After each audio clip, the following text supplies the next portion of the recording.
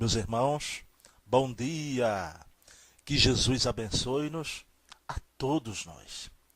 Bem, meus queridos amigos, nesse nosso bate-papo fraterno de hoje, queria refletir com vocês sobre um equívoco que vez ou outra vemos se repetir e que ouvimos da boca até mesmo de queridos amigos que dirigem mesa em reunião pública nas nossas queridas casas espíritas, que é a afirmativa de que a doutrina é dos espíritos e que Allan Kardec foi apenas o codificador.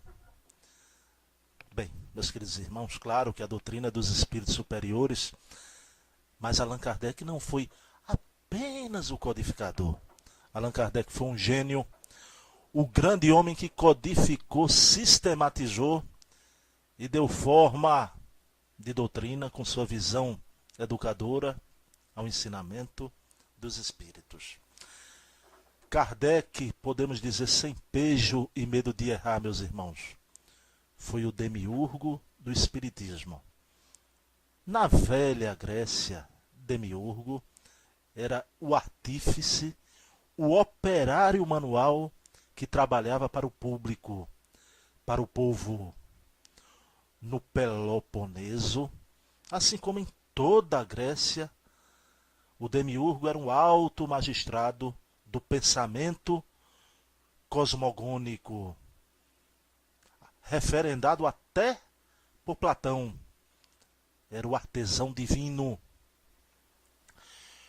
o alto magistrado do pensamento. Então, a nossa querida doutrina espírita, meus queridos amigos, se impôs ao mundo primeiramente através do episódio mediúnico de Huddersville, nos Estados Unidos, com as irmãs Fox, e 10 anos mais tarde, com o estudo e os livros de Allan Kardec em Paris. Os fatos de Huddersville provocaram verdadeira revolução mental nos Estados Unidos, dando origem a numerosas experiências realizadas com êxito por homens eminentes da vida americana, chamando particularmente a atenção de cientistas e originando as primeiras tentativas de formulação teórica com os livros de André Jackson Davis. Da América, o interesse pelo assunto se propagou a toda a Europa, dando início ao ciclo das tables móveis, ou mesas girantes. E destas, afinal, surgiu o interesse de Kardec pelo problema. Durante muito tempo, o espiritismo esteve dividido em duas grandes correntes.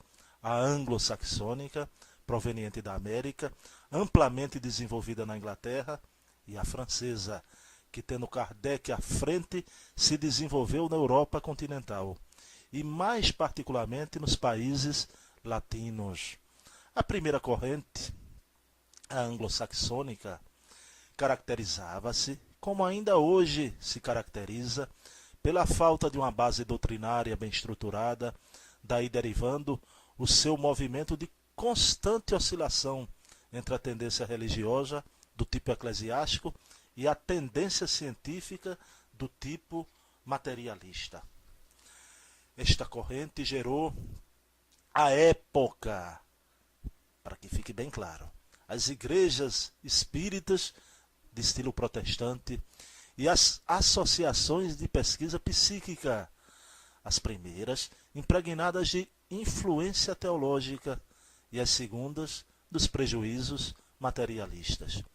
Não é de estranhar que o espiritismo anglo-saxônico tenha rejeitado até a reencarnação, até o momento que extraordinários fatos mediúnicos, comprovando esta lei fundamental, a impuseram aos homens mais esclarecidos. A corrente francesa caracteriza-se por uma base teórica perfeitamente estruturada na codificação kardeciana, constituída pelos livros que Allan Kardec escreveu por ordem e sob ditado e orientação dos espíritos superiores, integrantes da falange do Consolador.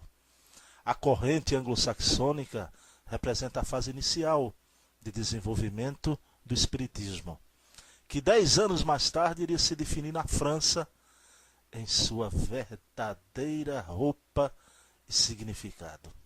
Foi somente com Allan Kardec, meus queridos irmãos, que o Espiritismo tomou forma, corpo, recebendo inclusive o nome doutrinário, porque hoje o conhecemos antes da publicação da primeira edição de O Livro dos Espíritos. A própria denominação do novo movimento era vaga e imprecisa: neo-espiritualismo. Kardec foi quem criou o neologismo espiritisme, para com ele dar um nome exato, uma designação precisa à nova doutrina. Historicamente, portanto, o Espiritismo surge com Kardec, em cuja obra adquire contornos definidos e se apresenta ao mundo como uma doutrina espiritualista bem estruturada, poderosamente fundamentada. Kardec é, por assim dizer, meus queridos amigos e irmãos, o demiurgo da nova era, o que tomou em suas mãos a matéria dos fatos para com ela modelar um mundo novo. É natural que este vasto processo tão complexo e tão recente historicamente do aparecimento e desenvolvimento do Espiritismo ainda não seja compreendido nem pelos espíritas. Mas o tempo se incumbirá de ajustar as coisas, como dizia o próprio Kardec.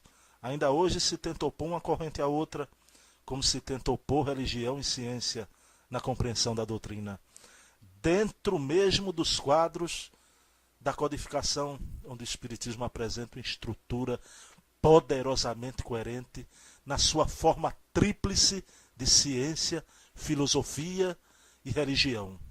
Tudo isso fruto do trabalho magistral e extraordinário do demiurgo da nova era, professor Hippolyte Léon Denisard Rivaio, o nosso querido Allan Kardec.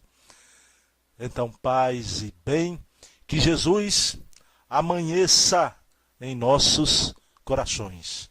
Um beijo na alma.